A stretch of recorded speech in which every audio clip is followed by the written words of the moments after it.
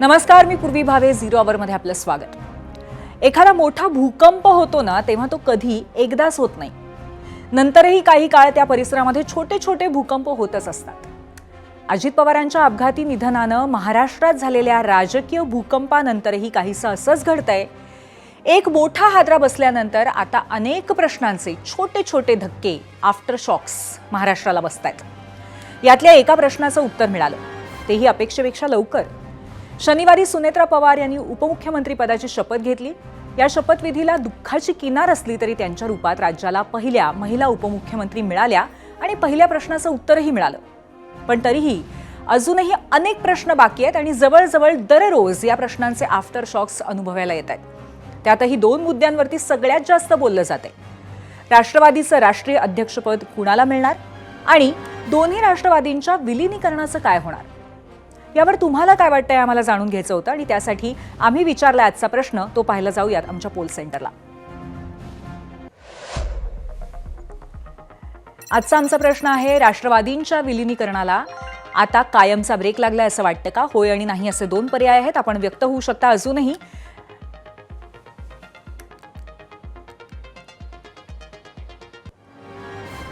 तुम्हाला असं वाटेल की हा प्रश्न प्रचंड डायरेक्ट आहे, पण इतका डायरेक्ट प्रश्न विचारायचं कारणही सांगते.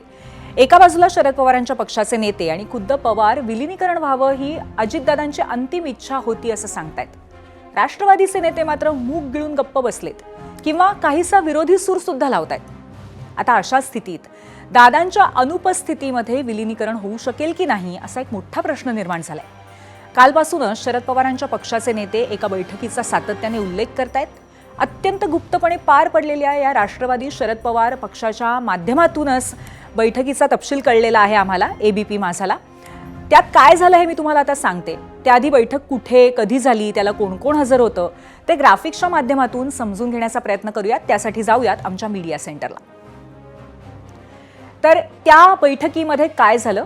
22 डिसेंबरला राष्ट्रवादी शरद पवार नेत्यांची सिल्वर ओकवरती बैठक झाली असं खुद्द राष्ट्रवादी पक्षाच्या सूत्रांकडनं, त्यांच्या नेत्यांकडनंच ही माहिती एबीपी माझाला मिळालेली आहे. Inside story. तिथूनच अजितदादांना फोन करून भेटीसाठी वेळ मागितली गेली. 23 तारखेला 9:55 वाजता जयंत पाटील यांच्या घरी बैठक झाली. राष्ट्रवादी शरद पवार पक्षाचे 14 मोठे नेते बैठकीला उपस्थित होते. जयंत पाटलांसह सुप्रिया सुळे, जितेंद्र आव्हाड, शशिकांत शिंदे यांचीही उपस्थिती असल्याचं कळतंय. हर्षवर्धन पाटील, अनिल देशमुख, अशोक पवार, राजेश टोपे अशी नावं सांगण्यात येत आहेत. त्यानंतर रात्री 10च्या सुमारास अजित पवार जयंत पाटलांच्या बंगल्यावरती गेले. संशय येऊ नये म्हणून सुरक्षा रक्षकांना दूर करून सर्वजण बैठकस्थळी गेल्याचंही सांगितलं जात आहे. म्हणजेच अत्यंत प्रायव्हेट, गुप्त अशा पद्धतीची ही बैठक होती. अजित पवार आणि सर्व नेत्यांमध्ये रात्री 12:30 पर्यंत चर्चा झाली. विलीनीकरणाला आक्षेप असलेल्या नेत्यांची अजितदादांशी वैयक्तिक चर्चा झाल्याचंही कळतंय.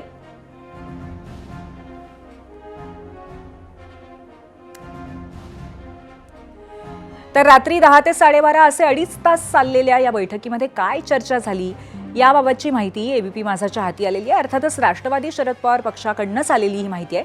त्यानुसार दोन्ही पक्षांचं विलीनीकरण झाल्यानंतर एनडीए सोबत राहण्याचा प्रस्ताव अजितदादांनी ठेवला असंही कळतंय.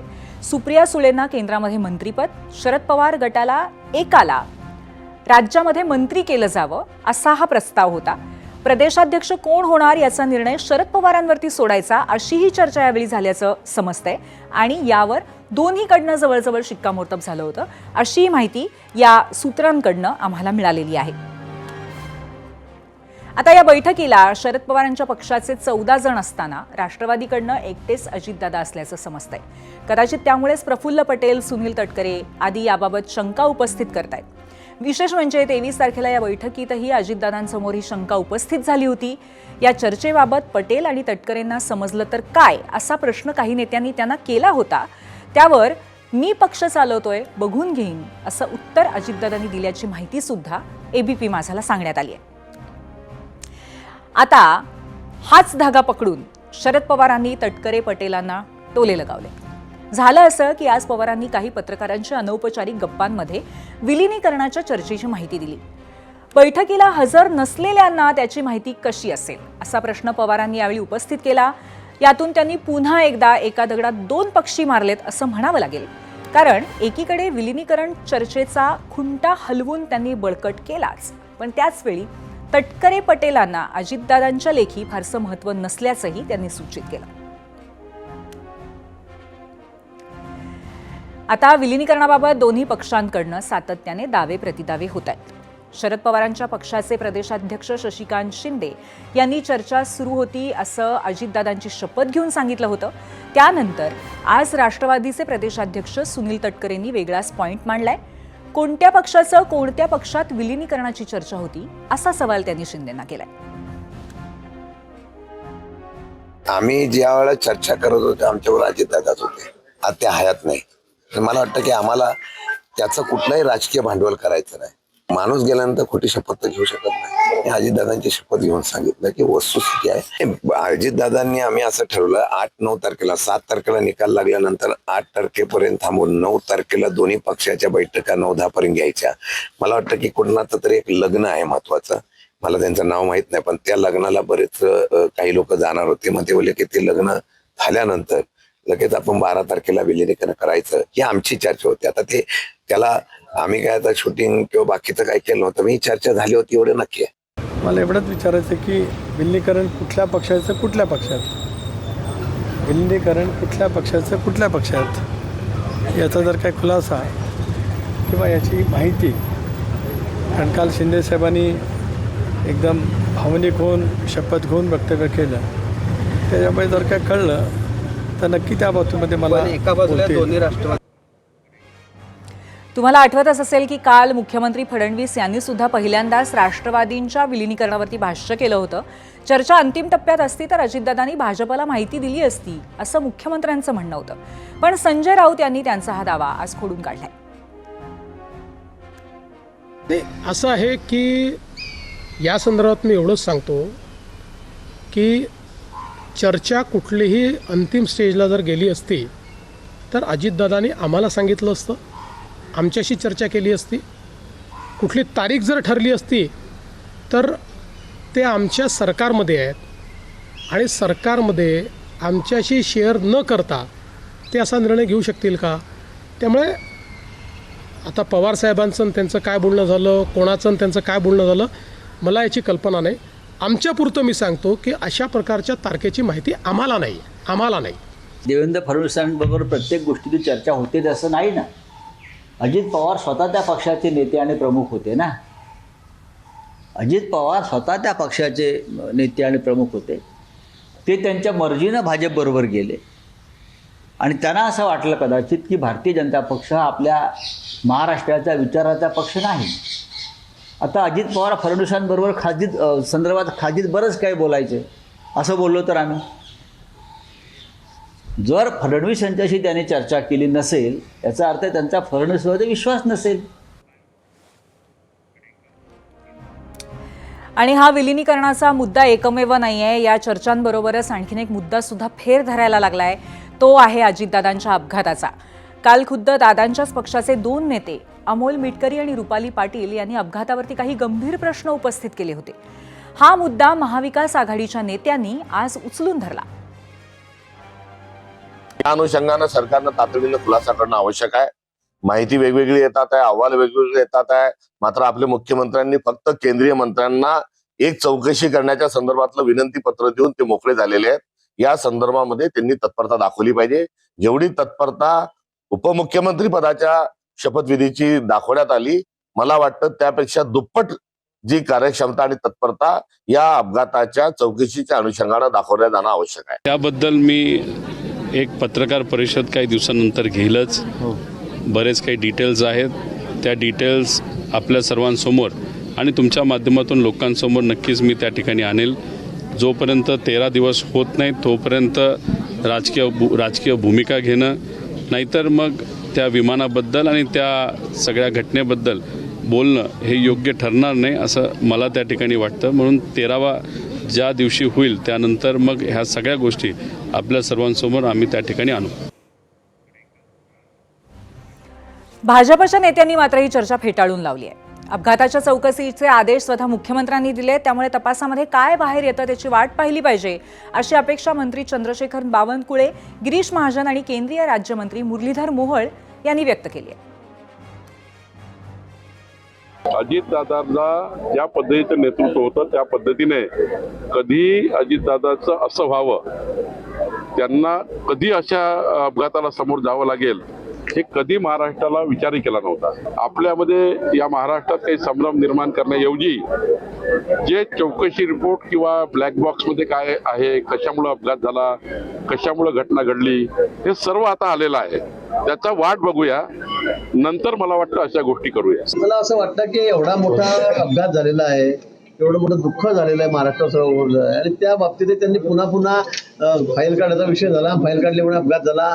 त्याचं म्हणणं काय, मला वाटतं कृपा करून त्यांनी असं बोलू नये. मला असं वाटतं की वेळ नाही राजकारण करण्याची, काहीतरी संवेदना आपल्याला हव्यात की नाही, की आपण कुणाचंही उठायचं राजकारण करायचं कुठल्याही विषयाचं, तर हा विषय राजकारण करण्याचा नक्की नाही. ते तर सगळं स्पष्ट त्याला उत्तरच पवार साहेबांनी दिलं. मला असं वाटतं हे कदाचित राऊत साहेबांनी ऐकलं नाही का, की पवार साहेबांनी काय सांगितलं. पण ठीक आहे, त्यांना नेहमी सवयच आहे की 12 महिने 24 तास फक्त राजकारण करायचं आहे.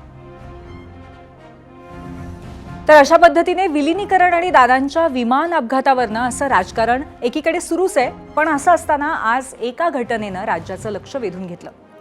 2 दिवसांपूर्वी उपमुख्यमंत्री झालेल्या सुनेत्रा पवार यांनी आज आपल्या पहिल्या दौऱ्यातनं स्पष्ट राजकीय संकेत दिलेत. शरद पवार आणि अजित पवारांच्या राजकारणाचं प्रेरणास्थान असलेल्या कराडच्या प्रीती संगमावरती आज सुनेत्राताई गेल्या. यशवंतराव चव्हाणांच्या समाधीस्थळी त्यांनी पुष्पांजली अर्पण केली. त्यानंतर विदीप जाधव यांच्या कुटुंबियांचं त्यांनी सांत्वन केलं. जाधव हे दादांचे सुरक्षा रक्षक होते, त्यांचंही विमान अपघातात निधन झालंय. आपलं दुःख बाजूला ठेवत सुनेत्राताईंनी जाधव यांच्या पत्नीचे अश्रू पुसले.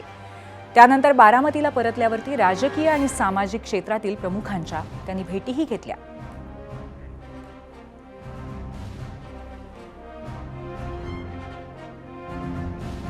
तर सुनेत्राताईंनी अशी खंबीर भूमिका घेतलेली दिसतेय. दरम्यान राष्ट्रवादीच्या विलिनीकरणावरनं सुरू असलेल्या वादावरती चर्चा आपण आज करणार आहोत. परंतु या चर्चा सुरू करण्यापूर्वी आम्ही जो प्रश्न विचारला होता त्या संदर्भामध्ये तुमच्या प्रतिक्रिया काय आहेत ते आपण पाहूया. मीडिया सेंटरला काही निवडक प्रतिक्रिया आपण बघणार आहोत. एक्सवरून गोविंद परब म्हणतायत, योग्य नेतृत्व गुण दिसत नसल्यामुळे शरद पवार आपल्या पक्षाचे काँग्रेसमध्ये विलिनीकरण करण्याचा निर्णय घेऊ शकतात.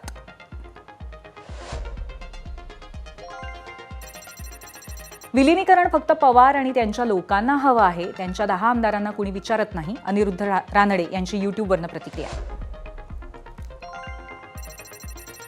बाबूराव सुट्टेवाल युट्यूबवरनं म्हणतायत, अजितदादांच्या पत्नी सुनेत्राताईंचं खरोखर कौतुक आहे, त्यांनी पुढाकार घेतला म्हणून राष्ट्रवादी वाचली.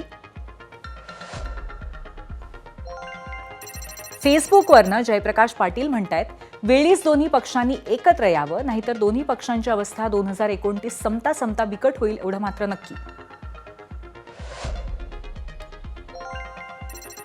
फेसबुकवरनं प्रसाद माने म्हणतायत, दादांच्या पक्षातील काही लोकांना शरद पवार यांच्या नेतृत्वाखाली काम करायचं नाही, पण महाराष्ट्राचं भवितव्य पाहता दोन्ही पक्ष एकत्र आले पाहिजेत.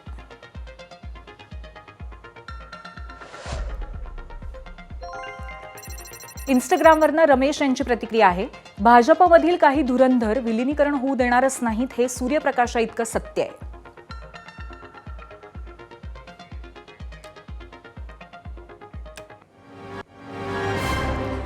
तर सर्वसामान्यांचे सूर हे अगदी वेगवेगळ्या दिशेने जाणारे आहेत आणि त्याच अनुषंगाने आपण चर्चा करणार आहोत. त्यासाठी आपल्या सोबत आहेत राष्ट्रवादी शरद पवार पक्षाचे आमदार उत्तम जानकर, त्यानंतर राष्ट्रवादी काँग्रेस या पक्षाचे प्रवक्ते सूरज चव्हाण आणि त्याचबरोबर राजकीय विश्लेषक रोहित चंदावरकर, हे तिघही आपल्यासोबत आहेत. तिघांचंही मी स्वागत करते गेस्ट सेंटरमध्ये आणि 0 आवरमध्ये. पहिला प्रश्न घेऊन मी उत्तम जानकरजींकडे जातीये की या सगळ्या चर्चा म्हणजे अजितदादांच्या जाण्यानंतर अगदी एका दिवसामध्ये साधारणपणे या विलिनीकरणाच्या चर्चा अचानक उफाळून येण्याचं, इतक्या घाईने बाहेर येण्याचं कारण काय?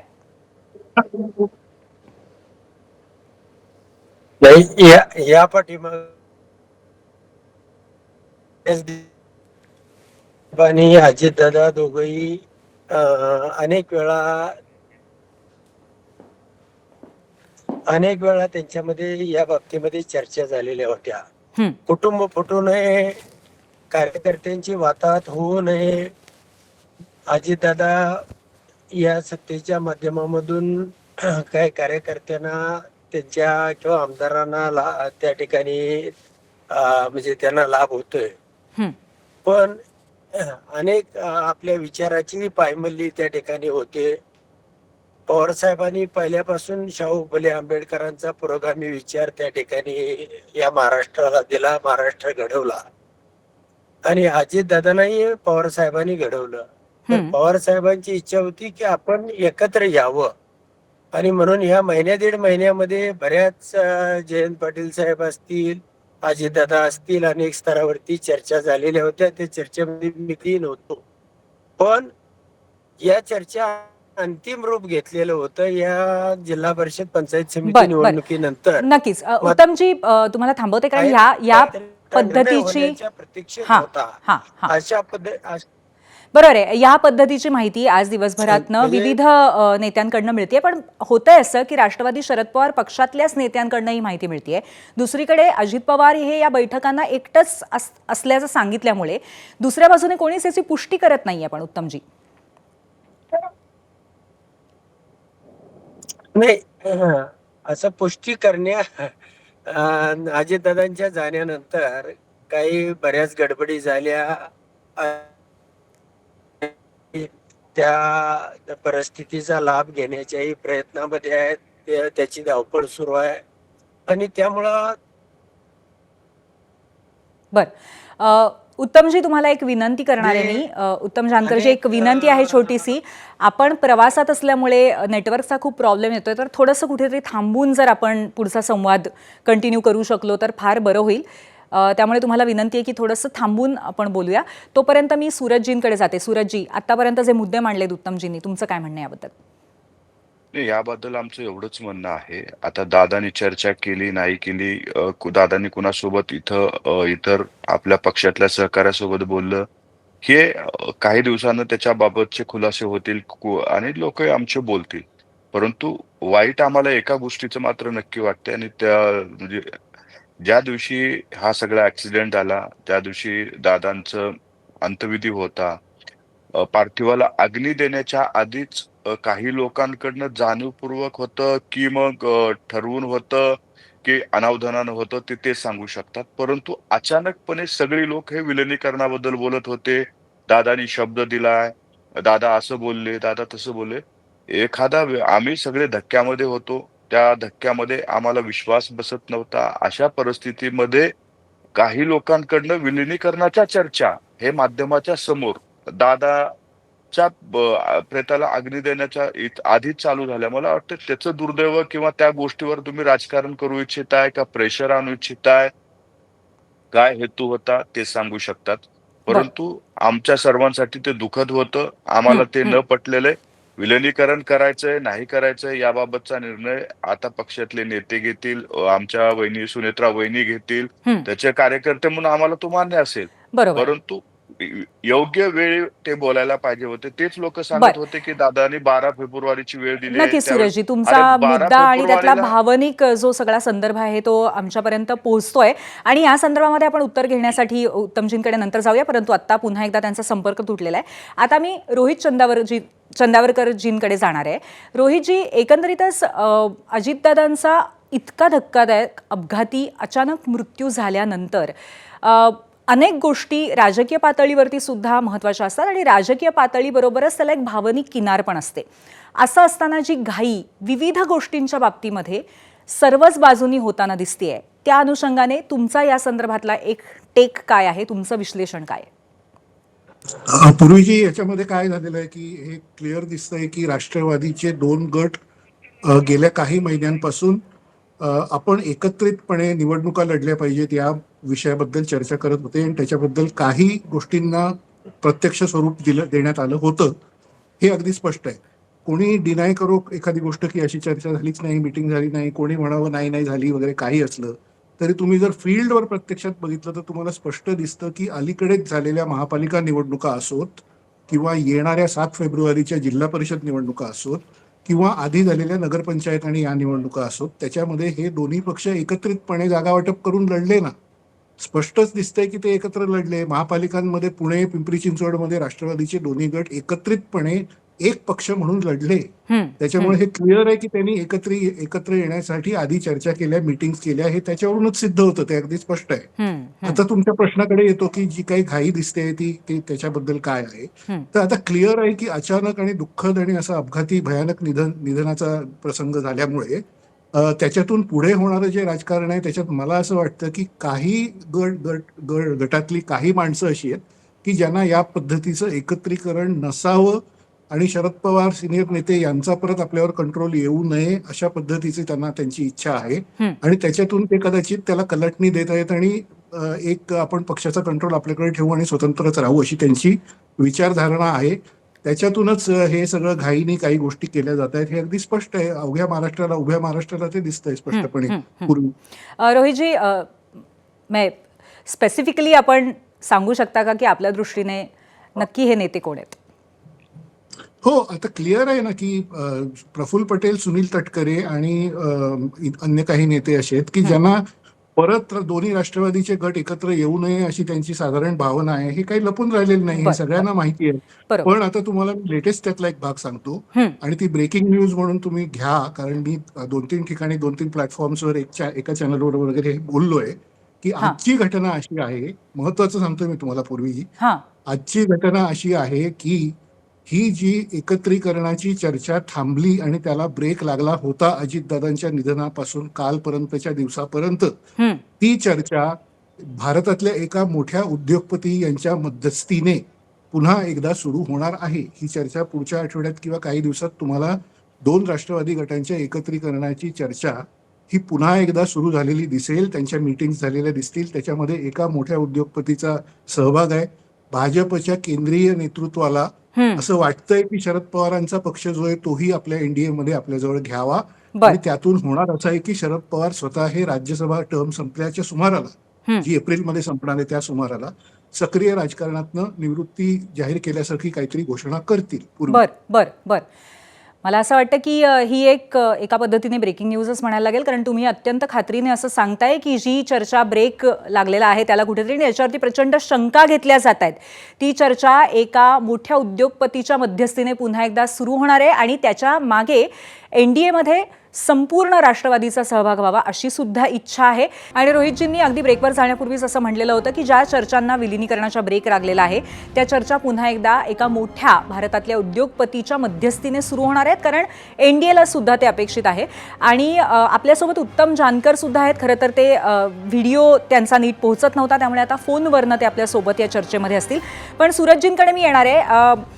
रोहितजींनी हे सुद्धा म्हटलेलं होतं आणि ही चर्चा सगळ्या राजकीय वर्तुळामध्ये उघडपणे किंवा अप्रत्यक्षपणे केली जाते, ती म्हणजे हे विलिनीकरण राष्ट्रवादीतल्या 2 मोठ्या नेत्यांना पसंत नसणं. त्याबद्दल तुम्ही काय म्हणाल?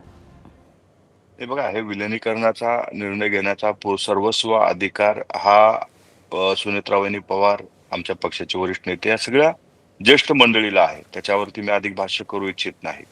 परंतु एक गोष्ट आहे की विलिनीकरणाची चर्चा अजितदादांसोबत झाली होती का, तर त्याबाबत आता ज्या लोकांशी दादांनी चर्चा केली तेच अधिकपणे स्पष्टपणे सांगू शकतात. काय टर्म काय कंडिशनवरती झाली होती. आता आम्ही भारतीय जनता पार्टी सोबत सत्तेत आहोत, मग ते भारतीय जनता पार्टीच्या सोबत सत्तेत येणार का, ह्या अनेक प्रश्न असे आहेत ज्याची ती उत्तरं जे चर्चेला होते तेच देऊ शकतात. परंतु माझं या ठिकाणी एवढंच म्हणणं आहे, ही चर्चा काही दिवसांनी होऊ शकली असती. त्या ह्या चर्चेला मुद्दाम त्या दिवशी आणण्याचं काय कारण आहे ते थोडंसं वाईट आणि दुःखद आमच्यासाठी होतं. उत्तमजी, तुम्ही ऐकू शकत असाल तर सूरजजी म्हणतायत की इतक्या घाईने ही चर्चा लगेच सुरू करण्याचं कारण काय होतं, ते दुःखद होतं असं त्यांचं म्हणणं आहे. आणि त्याचबरोबर अजून एक प्रश्न त्यांनी मांडलेला आहे की या जर बैठका झाल्या असतील तर मग नक्की विलिनीकरणाच्या टर्म्स काय होत्या आणि त्याचबरोबर नक्की विलिनीकरणानंतर कुठल्या बाजूला दोन्ही पक्ष विलीन झाल्यानंतर जाणार होते, याबद्दल काही चर्चा झाली होती, हे तुम्हाला माहिती आहे का? नाही, आमचे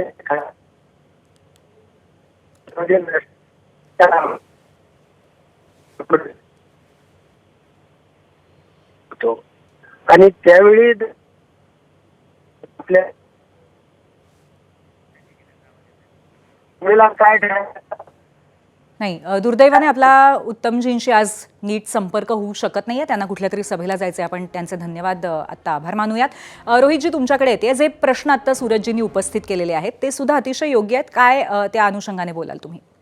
नाही, अगदीच योग्य. सूरजजी जे म्हणतायत त्याच्याशी मी 100% सहमत आहे की एखाद्या एवढ्या मोठ्या महाराष्ट्राच्या नेत्याचं इतकं दुर्दैवी आणि दुःखद निधन झाल्यानंतर किमान पहिले काही दिवस तरी कुठलीही राजकीय चर्चा न करणे आणि सगळ्यांनी शोक पाळणे किंवा एक शांतता, राजकीय शांतता अशा अर्थाने मी म्हणतोय ती तुम्हाला महाराष्ट्रात, पुणे जिल्ह्यात, पश्चिम महाराष्ट्रात रस्त्यावर सुद्धा दिसते यापूर्वी.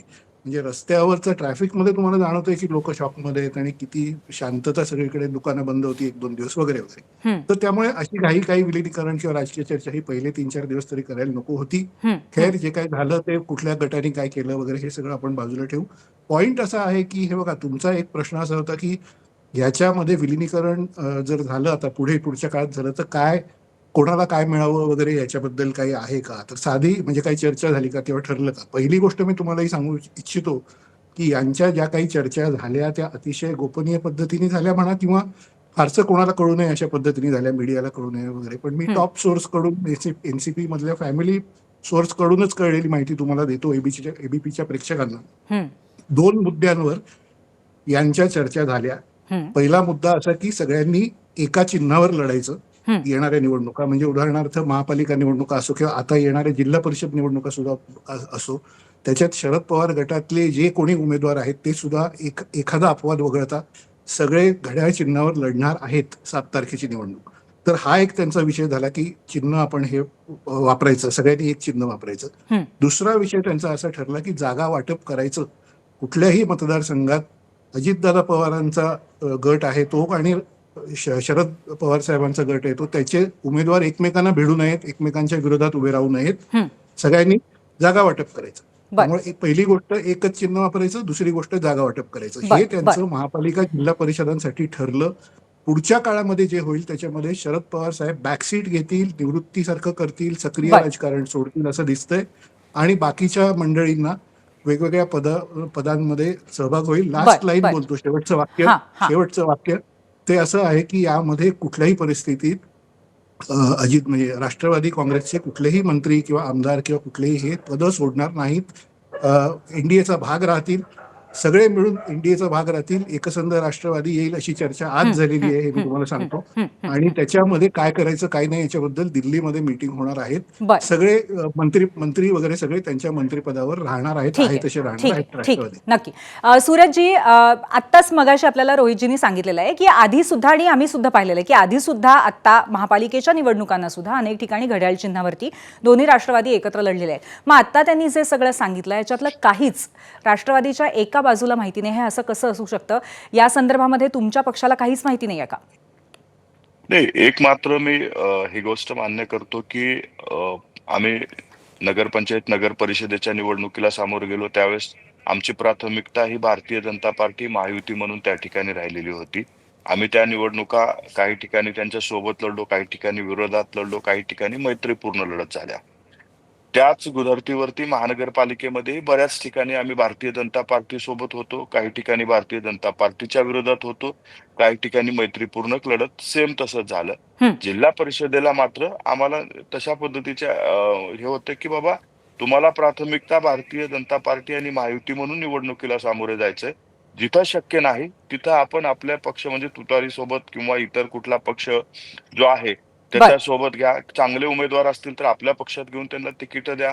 अशा पद्धतीच्या सूचना नक्कीच आम्हाला होत्या आणि तशा पद्धतीचं आम्ही केलेलं आहे. परंतु ह्याचा अर्थ विलिनीकरण आणि त्या एकत्र मला वाटतं थोडंसं कुठेतरी मिसकम्युनिकेशन दिसतंय. ठीक आहे. आपली वेळ संपलेली आहे, परंतु तुमचे मुद्दे तुम्ही मांडलेले आहेत आणि यातून काय उलगडत जाईल ते काही दिवसात आपल्याला कळेलच. धन्यवाद, तुम्ही आमच्याशी चर्चा केली त्याबद्दल. यानंतर महाराष्ट्राचा कौल काय आहे आपल्या पहिल्या प्रश्नावरती आपण जाणून घेऊयात पोल सेंटरला.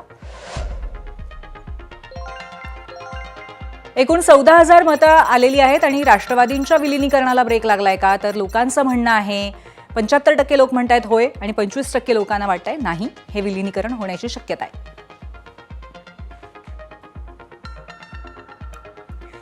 आमच्या प्रेक्षकांनी दिलेला कौल पाहिल्यानंतर या ताज्या राजकीय घडामोडींवरती एबीपी माझाची संपादकीय आपण भूमिका जाणून घेऊयात. त्यासाठी आमच्या कार्यकारी संपादक सरिता कौशिक यांच्याकडे जाऊयात. सरिता. धन्यवाद पूर्वी. शनिवारी सुनेत्रा पवारांनी उपमुख्यमंत्री पदाची शपथ घेतली आणि आज लगेच आपला पहिला दौरा करून काही स्पष्ट राजकीय संकेत त्यांनी दिले असं वाटतंय. दौऱ्याचं टायमिंग आणि ठिकाण दोन्हीची निवड हे बरंच काही सांगून गेलं. दौऱ्याची सुरुवात सुनेत्रा पवारांनी अजितदादांसारखीच सकाळी केली. पहिली भेट म्हणजे कराडच्या प्रीती संगमावर जाऊन यशवंतराव चव्हाणांच्या समाधीचं त्यांनी दर्शन घेतलं. यशवंतराव चव्हाणांचे राजकीय तत्व हे शरद पवार आणि राष्ट्रवादी काँग्रेसचे मार्गदर्शक तत्व असल्याची भूमिका शरद पवारांची नेहमीच राहिली आहे. आता तीच परंपरा पक्ष फुटल्यानंतरही अजित पवारांनी कायम ठेवली होती. आज शपथविधीनंतर आपल्या पहिल्या दौऱ्यात पहिली भेट ही यशवंतरावांची समाधी ठेवत आपण त्याच परंपरेचा वारसा पुढे चालवत असल्याचे राजकीय संकेत सुनेत्रा पवारांनी दिलेत. तत्पश्चात सुनेत्रा पवार स्वतःचं दुःख बाजूला सारत विदीप जाधवांच्या कुटुंबाचं सांत्वन करताना आपल्याला दिसल्या. विमान अपघातात अजितदादांसोबत त्यांचे सुरक्षा रक्षक विदीप जाधवांचाही मृत्यू झाला होता. आपले दुःख बाजूला सारत विदीप जाधव यांच्या पत्नीचं सांत्वन करत अश्रुपुसत धीर देणाऱ्या धीर गंभीर सुनेत्रा पवार महाराष्ट्रानं आज बघितल्या. राजकारणात समाजकारणात आपले दुःख बाजूला सारून कामाला लागलेला नेता हे बघणं जनतेसाठी महत्त्वाचं असतं. पुढे बारामतीतील निवासस्थानी राजकीय आणि सामाजिक क्षेत्रातील प्रमुखांच्या सुद्धा त्यांनी भेटी घेतल्या. अजित पवार हे जनतेचे नेते होते. शपथ समारोहानंतर थेट लोकांना भेट देणाऱ्या सुनेत्रा पवारांनी आपल्या नव्या लोकाभिमुख प्रवासाची सुरुवात झाल्याचे सुद्धा संकेत दिले. खरं तर अनेक उलटसुलट चर्चा समाज माध्यमांमध्ये सुरू आहेत. उपमुख्यमंत्री पदाची शपथ घेण्यासाठी खूप घाई झाली का? अजून थांबायला हवं होतं का? आता राष्ट्रवादी पक्ष भाजपाच्या हातातलं बाहुलं झालंय का? एक प्रश्न पण उत्तरं आणि मतं अनेक अशी परिस्थिती असताना एक गोष्ट नक्की आहे की मुद्दा विलिनीकरणाचा मुळात नाहीच. अजितदादा गेले आणि जंग सुरू आहे ती एकीकडे पक्ष ताब्यात घेण्याची आणि दुसरीकडे तो ताबा न सोडण्याची. पूर्वी. धन्यवाद सरिता. आणि आता यानंतर इतर काही महत्त्वाच्या बातम्यांचा आढावा आपण घेणार आहोत. महानगरपालिकेचे निकाल येऊन 2 आठवड्याहून अधिक काळ उलटून गेलाय. अनेक महापालिकेमध्ये महत्त्वाच्या पदांसाठी पक्षांनी निर्माण केलेला पेस आत्ता कुठे सुटताना दिसतोय. मुंबई महापालिकेमध्ये एका हाती सत्ता मिळून सुद्धा भाजप आणि शिवसेनेच्या युतीनं भिजून ठेवलेल्या घोंगड्यावरती अखेर तोडगा निघाल्याचं चित्र आहे. मुंबईमध्ये स्वतंत्र निवडणूक लढलेली राष्ट्रवादी काँग्रेस मुंबई महापालिकेमध्ये भाजप आणि शिवसेनेसोबत असणार आहे. निवडणूक एकत्र लढलेल्या शिवसेना आणि भाजपनं गटनेतेपदासाठी स्वतंत्र जाण्याचा निर्णय घेतल्यानंतर आज दोन्ही पक्षांनी आपल्या गटनेत्यांची घोषणा केली. तर अवघे 3 नगरसेवक असलेल्या राष्ट्रवादीनं शिवसेनेसोबत गटनेतेपदासाठी पसंती दिली आहे. मुंबई महापालिकेसाठी भाजपनं निष्ठावंत महामंत्री दर्जाचे गणेश खणकर यांची गटनेतेपदी नियुक्ती केली आहे. मुंबई भाजपचे अध्यक्ष अमित साटम यांनी या संदर्भात घोषणा केली. तर शिवसेनेनं महानगरपालिकेच्या गटनेतेपदासाठी अमेय घोले यांची निवड केली आहे. घोले यांच्या नावाची घोषणा शिवसेनेचे सचिव राहुल शेवाळे यांनी केली. राष्ट्रवादीला बरोबर घेतल्यानंतर मनसे सुद्धा महायुती सोबत जाणार अशी चर्चा होती. खास करून कल्याण डोंबिवलीतल्या घडामोडींनंतर तर ही शक्यता बळावली असं दिसत होतं. पण आज या चर्चेला पूर्ण विराम दिला तो खुद्द राज ठाकरेंनी.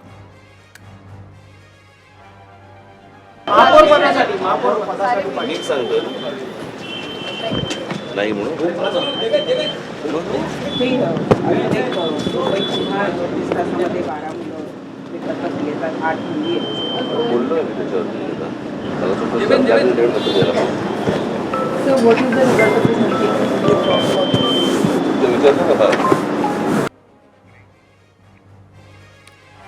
मनसे महायुतीत जाण्याच्या चर्चेवर तात्पुरता पडदा पडला असला तरी आजच्या मनसेच्या बैठकीमध्ये एक नवा मुद्दा उजेडात आला.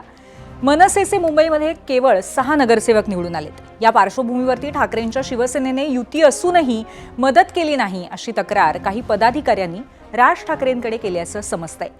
ठाकरे सेनेनं अनेक ठिकाणी अपक्ष उमेदवार उभे करून आपल्या उमेदवारांची मतं खाल्ल्याचा आरोपही मनसेच्या स्थानिक नेत्यांनी केला।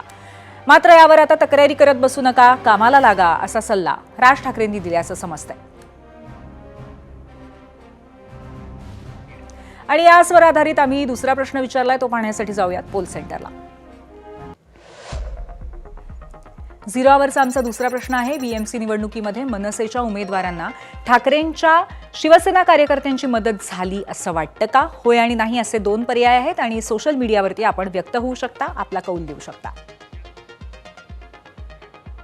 पाहुयात, पोल सेंटरला एकूण 21,000 मतं आज आलेली आहेत आणि बीएमसी निवडणुकीमध्ये मनसेच्या उमेदवारांना ठाकरेंच्या शिवसेना कार्यकर्त्यांची मदत झाली नाही असं वाटतं का? 81% लोक म्हणतात होय मदत झाली नाही आणि 19% लोकांचं असं म्हणणं आहे मदत झालेली आहे किंवा अशा पद्धतीचा कुठलाही त्यांना पर्याय वाटत नाहीये।